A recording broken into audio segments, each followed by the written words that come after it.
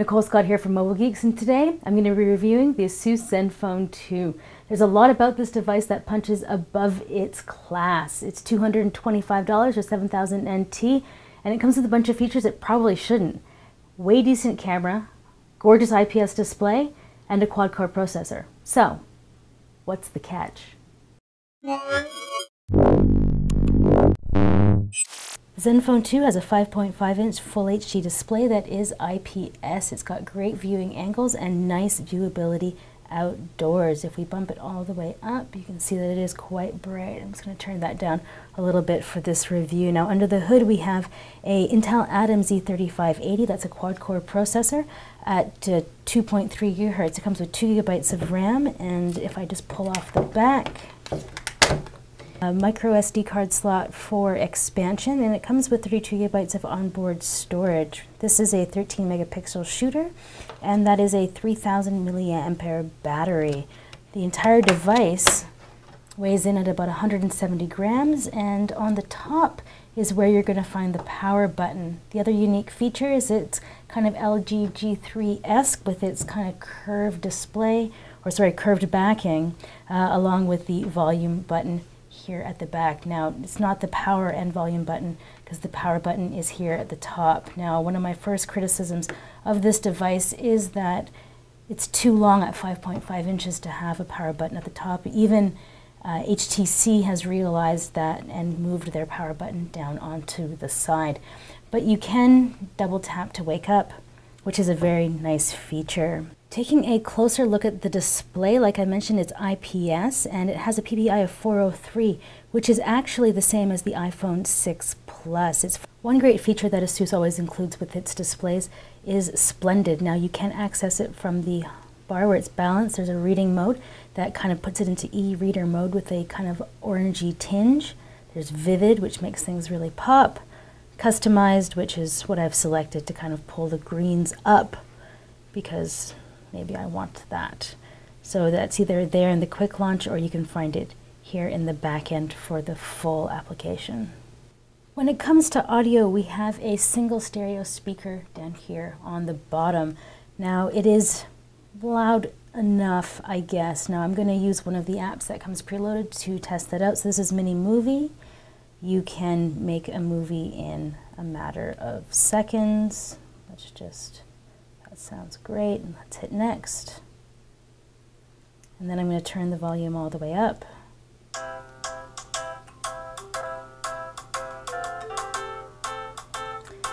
So you can see that you can hear it. But I'm not particularly impressed by what I'm hearing. So it has average speaker quality for sure. So when it came to actually talking on the phone, we have the 2 noise-canceling microphones. The ear speaker is loud enough that I can definitely hear what's going on. And when I asked people how I sounded on the phone, everyone said fine. Now, what about battery life? I'm getting on average 4 to 5 hours of display on time with the brightness set to about 75%. I have had the Wi-Fi on pretty much aggressively the entire time that I've been using it, and I would say that in this 5 hours of on time, I would do 1 hour of music streaming through Spotify, 20 minutes of YouTube videos, and the rest would be WhatsApp, Facebook, Twitter, Google+, general kind of social media stuff. In terms of capacity, 3000 milliamperes is great, and one feature that is absolutely awesome is that it comes with quick charging capabilities. So if you use the right adapter with the right cable, so FYI, the quick charge stuff, you'll get about 60% in about 40 minutes, which is absolutely great. Now, one thing people have been asking to see is how the dual SIM works. So there's 2 SIM card slots. They're both micro. I'm using nano cards, but I have an adapter. So this one is 2G, 3G, 4G, and then this one is just for 2G. So this will be for basic calling connectivity, and the other one will be for full 4G data. So let's just put these in. So you can see that SIM card 1 and SIM card 2 are now active, and it shows you in green which one is pulling the data or active. So since it's not offering 3G or 4G on both SIM cards, you know that you're pulling your data off of one and you can just receive calls onto two. One of the great features about the Zenfone 2 is its camera. Now, for a mid-range, remember this is a 7000 NT phone, or about $225. This is quite a very decent camera. And then there's a lot of other modes here. So we have manual, HDR, beautification, which I'm sure you guys know about, the depth of field stuff, but this is all software depth of field, right? So it's never going to be as good as a lot of other options. It's kind of what we're seeing in general. Miniaturization, it's got time lapse, all smiles, so everyone in the photo can have a smile. Smart remove takes a couple, so you can take out things in the background. One of the other really great things is it's got a low light feature. It takes 3 megabyte photos. One of the things that you've probably heard about as well is the low light mode, the pixeler camera, and I've shot a demo of this up to a black box, and it's taken a photo of a butterfly, so it takes very decent night quality shots. It does take quite a while to focus on them in the nighttime mode, however. Now let's take a look at a few of these photos. So this is from RDF in Shenzhen. Now beautification is on, so you can see that it kind of like washes out my features a little bit.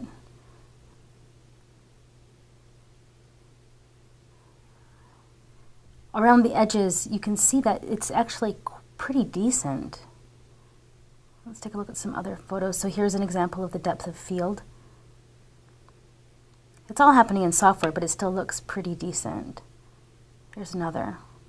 Right? So the edge is quite sharp, and the background's blurry. It's done a very decent job of making that happen. Overall, for a $200 device, it's pretty good. So here's a test video. This is of a Parrot drone that we have a review video of this up as well. There it goes, up, up, up. Yeah, and if you want to see the end of this video, it actually does crash. Okay, now these have been edited with the onboard editor, but they look really good. I mean, people do use filters for their photos. So these are, it's HDR on, HDR off. All right, now let's take a look at some of these night shots. Here's one of our local bars. So that's beautification at night. Grainy, not that great. There's a Jaeger bomb. But I mean, you can see that this, for a nighttime shot, I mean, it's noisy, but it looks really good. Like, it's doing a really good job of separating the light on there. For a $225 camera, this is definitely a really, really good nighttime performance. Not so great. It's blown out. The light's definitely blown out there. But, you know, bar shots versus street night shots, take bar shots any day. Performance-wise, we have no problems with the Intel Atom Z3580. It's quad-core, 2.3 gigahertz. This version is 2 gigabytes of RAM, but there is going to be a 4 gigabyte version also available. It benchmarks around where the Galaxy S5 sits, and if you are into gaming, you can see that there are absolutely no problems here with any of that.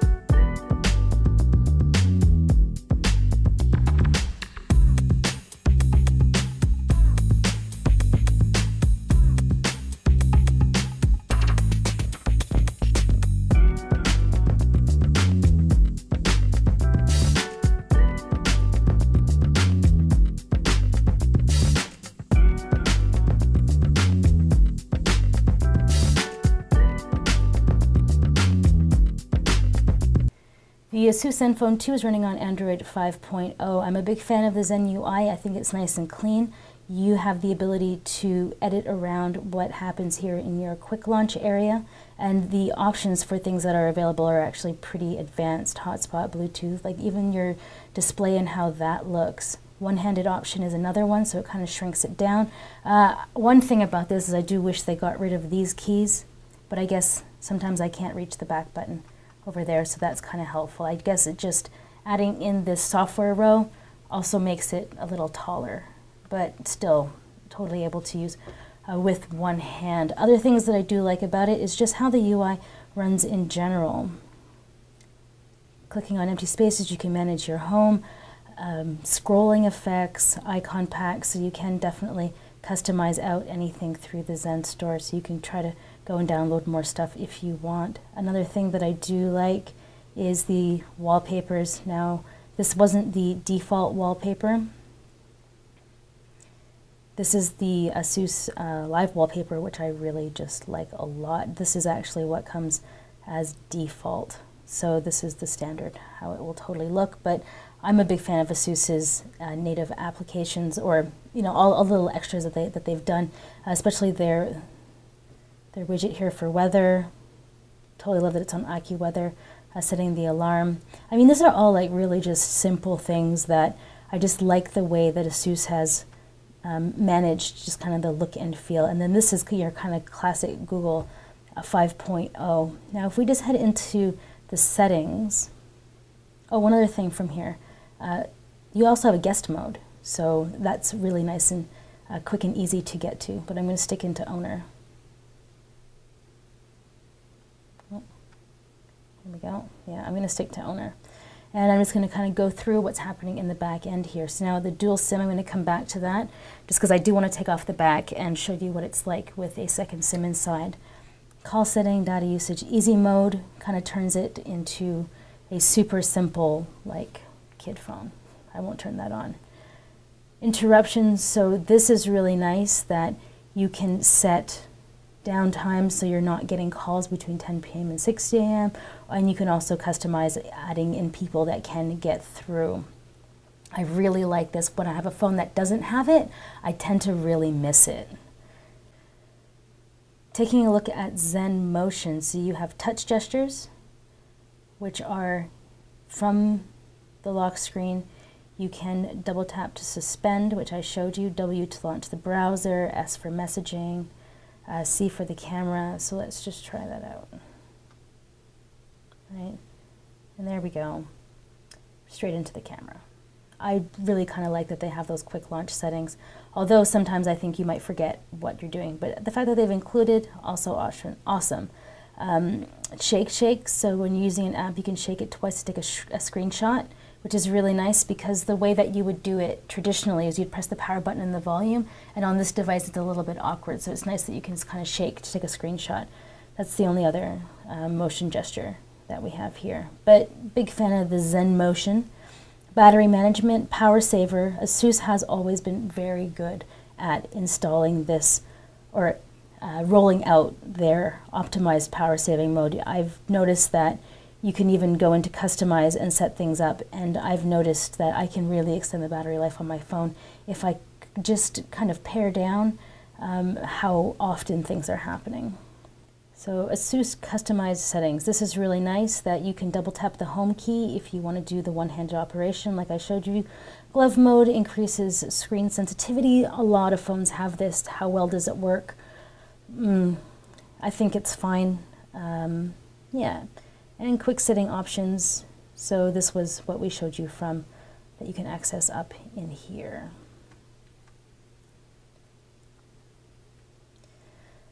ASUS has done a lot of work with the lock screen so that you can access a lot of stuff if you just want to double tap the camera.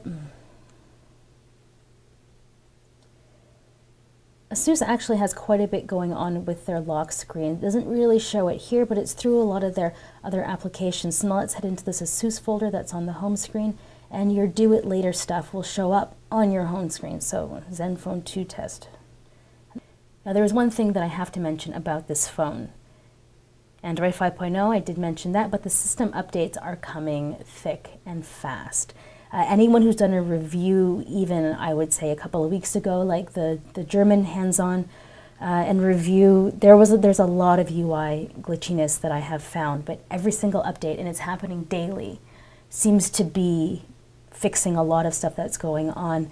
Nothing right now, But it's been little things like when I'm in my email or in, actually I don't want to show you guys my email. Like when I've been in some social media applications, I maybe get 3 or 4 minutes and then it'll just shut down. So that's been one of my problems. Another one is it's just general UI slowness. So you can kind of see, if I did the C from the home screen, booting up that camera, right? That wasn't exactly the quickest, but it's gotten faster since I got my hands on with this 2 weeks ago to do this review.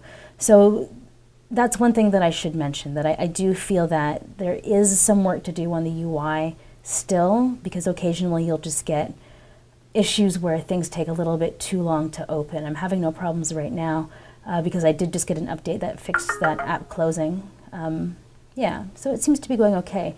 But on the regular, every once in a while, you'll just kind of give your phone a long stare because you're wondering if you have to press that button again to reinitialize the application.